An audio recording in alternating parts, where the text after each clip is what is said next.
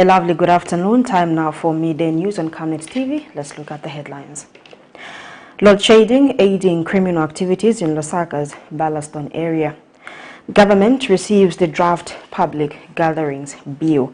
In international headlines, Kenyan company turning newspapers into pencils, cutting deforestation in the process. And in our sports headlines, former CHIPOLOPOLO captain ENOCK MWEPU recovering well. We have the details shortly. Hi ladies and gentlemen, I'm Cholwe from Cho's Fitness Gym. We're a fully functional gym located along Twin Palm Road in Kablonga, right by Cheshire Homes Society of Zambia. So we have various classes that happen from Monday to Friday. We have aerobics, we have boot camp, we have step aerobics, we have spinning, we have kettlebell classes. They happen from 18 to 19 hours every day, and we are open from 06 until 20 hours. That's Monday to Friday. Then Saturdays 6 to 12, and then Sundays we are closed. And most public holidays we are open 6 to 12.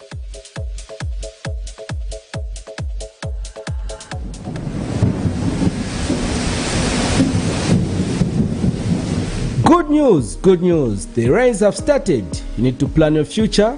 Generational wealth is the way to go. Has grafted avocado plants fruiting within 2 to 3 years for sale at only 90 kwacha each, and ordinary avocados at only 45 kwacha each. Contact us on 0979 753010 or 0962 965 883. We are open from 8 hours to 17 hours, Monday to Friday, at Healing Word Ministries International in Ibex Hill, opposite Hilltop Hospital.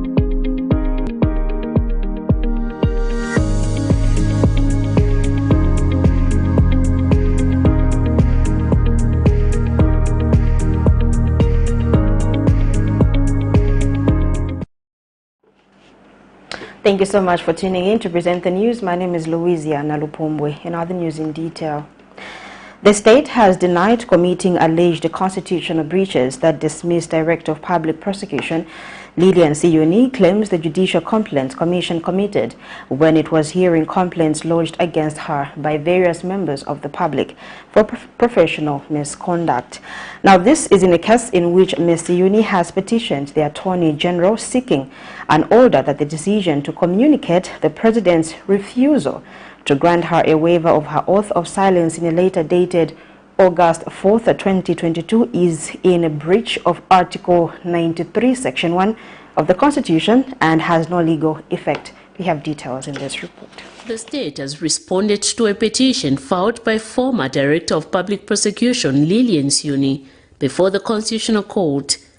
Ms. Siyuni, who has filed a petition in the Constitutional Court challenging the process which led to her removal from office, has cited the Attorney General and seeks an order that the decision by the Attorney General to communicate the President's refusal to grant her waiver of her oath of silence in a letter dated 4th August 2022 is in breach of Article 93(1) of the Constitution and has no legal effect. The petition has alleged that the Judicial Complaint Commission, JCC, committed constitutional breaches in hearing complaints lodged against her by various members of the public for professional misconduct. However, in response, the state has denied allegations of constitutional breaches and has further told the Constitutional Court that Ms. Siyuni is not entitled to any of the relief sought. The state has also dismissed claims that the JCC was biased during its hearing. According to the submissions filed before court by the state, it says that throughout these proceedings there was quorum and therefore the petitioner was not prejudiced.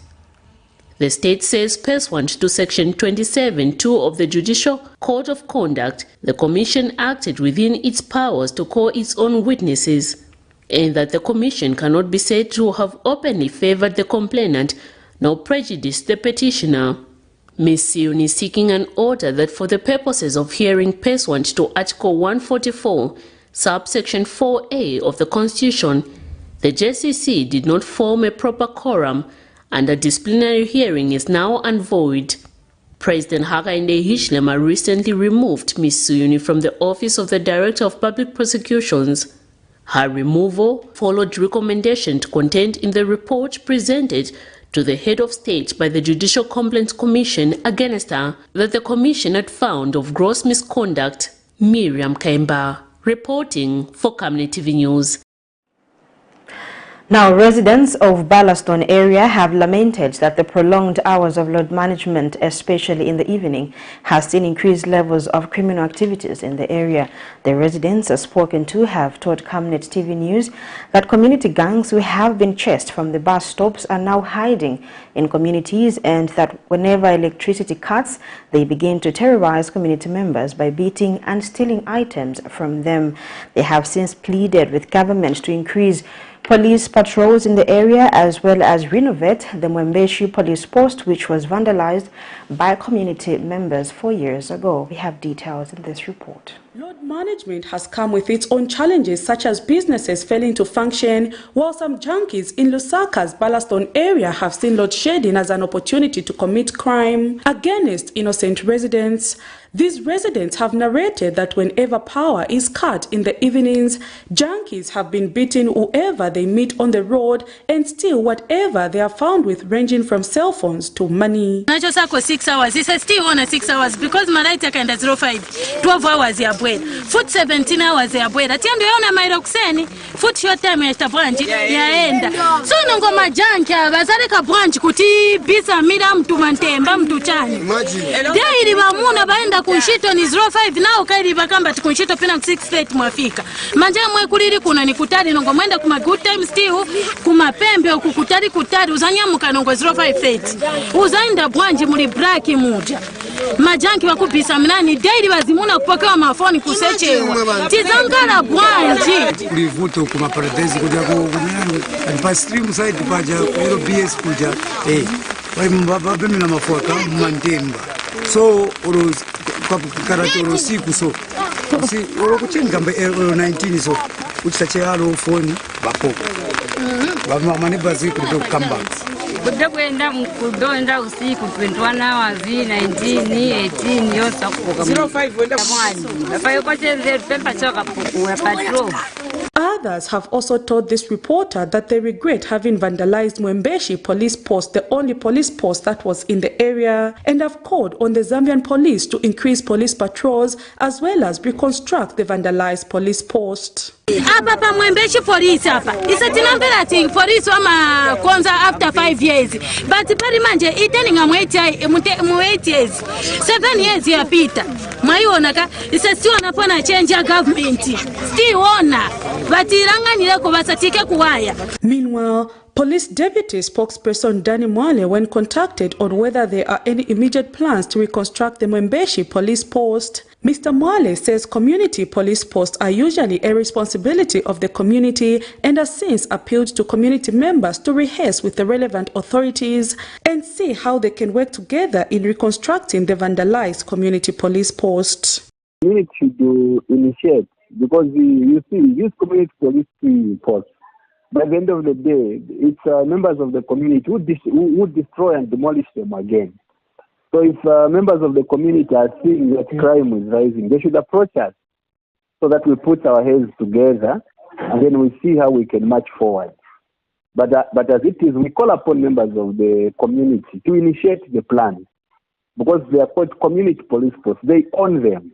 They are in their hands. For now, these residents have called on government to stop load shedding compounds in the night, as it has been encouraging criminals to take advantage of the dark. Affected due to this darkness which is happening.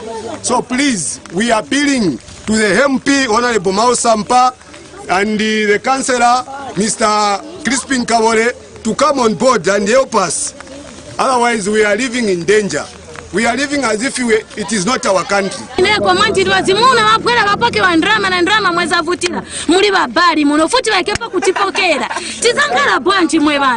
Produce Chota, reporting for Camnet TV News. Chipata Big Market Vice Chairperson Gilbert Zimba says the Ministry of Local Government and Rural Development should consider elevating selected markets, including some notable ones in communities, to modern markets as one way of dealing with existing trade space deficit in the country. Speaking to Camnet TV News, Mr. Zimba says that doing this will attract traders to sell in these facilities as opposed to the streets, and will also attract buyers as the markets will be a one-stop center. Meanwhile, in a separate interview, Industrious Youth Executive Director Nechan Takukuya says that in the meantime, there is need for civic leaders to ensure that markets within their areas have working toilets and running water, noting that the sanitation situation in most markets is pathetic. Details are in this report. Markets, apart from being a source of income for many Zambian citizens, are also a convenient place for consumers, as they have an opportunity of choosing fresh and dry foods from various traders. The market sector in Zambia has, however, been far from simple, but has become one of the most complicated and politicized public facilities. The alleged lack of adequate trading spaces has given birth to street vending, which has always been opposed by local authorities, as street vendors have no toilets on the streets or proper ways of waste disposal. Others argue that the lack of space is not a genuine excuse, as some markets have been abandoned. LUSAKA'S Chipata Big Market Vice Chairperson Gilbert Zimba says it is time for local authorities to consider modernizing selected existing markets to keep traders in these places, stating that modernizing the markets will also attract customers. So government ike konzelu kubweresa vantu ma market kuti vasevenzera pamoja. By so doing, na business vantu vazambo gula mzamu akabwera market sabwera for one item. Azabwera for brepo nguba brepo chinachi, but what is going to do now? You will need to buy another extra. Yes, now by putting those people kuja wakabwera kunzaka na market. Meanwhile, Industrious Youth Executive Director Nechan Takukuya has spoken out on the problem of poor sanitation in many markets, stating that this needs to be addressed using the 2023 Constituency Development Fund. And today, the shelters in most in our communities, you find that the markets, they don't have running water, don't have proper toilets, no electricity. It is the deliberate move the Ministry of Local Government and Rural Development using its acts of according to number 25B, Constituent Development Acts of Act number 8 of 2018, which says the minister has got the power to instruct that some amount of the CDF should be instructed to such development. It is a deliberate move the government said to say that CDF money should make sure that the markets have got running water, the markets have got power, the markets have also have got proper toilets. It is hoped that sanity will be quickly restored to the market sector, as it is the source of livelihood for many Zambians. Zipporah Mshala, Camnet News, Lusaka. The Zambia Law Development Commission, ZLDC,